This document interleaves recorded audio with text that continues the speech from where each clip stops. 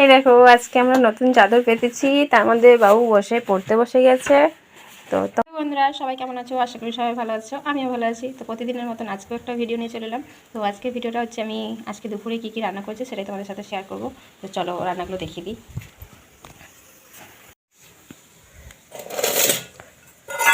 তো এই দেখো কুমড়ো পোস্ত হয়েছে, তো এটা ঝাল কম আছে সেই জন্য আমার বেটার জন্য একটু তুলে রেখেছি। আর এই দেখো পটলের তরকারি, ওর জন্য একটু ঝাল ছাড়া তুলে রাখতে হয়, তো ওর জন্য এই দুটো তরকারি তুলে রেখেছি। আর এদিকে দেখো পটলের তরকারি করেছি। আর এই যে এই নিম বেগুন, তো এই নিম বেগুনটা এখন প্রায় সব ঘরেই হয়, তো আমাদেরও ভীষণ ভালো লাগে খেতে, তাই না হলে না হয় না, তো সেটাই। আর এই যে আমাদের কুমড়ো পোস্ত, তো কুমড়ো পোস্তটা কার কার ভালো লাগে একটু কমেন্টে জানিও। আর এই দেখো এইখানে করেছি আজকে, এই দেখো ডিম ঝাল দিয়া, ডিম আর সর্ষে বাটা দিয়ে করেছি।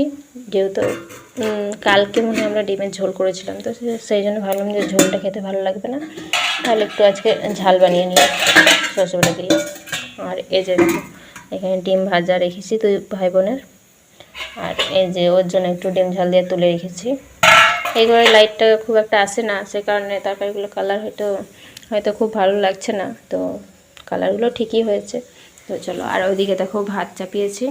ভাতটা আজকে লাস্টে বসিয়েছি, কারণ তরকারিগুলো করে আমি তরকারিগুলো করে গেছিলাম কাপড় টাপড় কাচতে, কেচে চান টান করে এলাম, আসার পরে ভাতটা বসিয়েছি।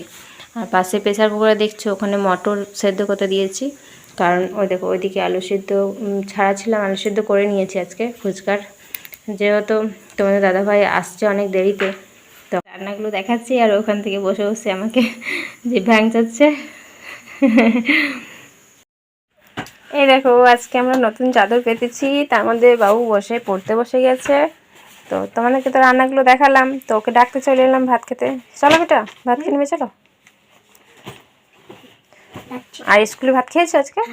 হ্যাঁ খেয়েছো? কি দিয়ে ভাত খেয়েছো? ভাত, ডাল, আলু সয়াবিন। হ্যাঁ আলু সয়াবিনের তরকারি। তো চলো ভাত খেয়ে নেবে।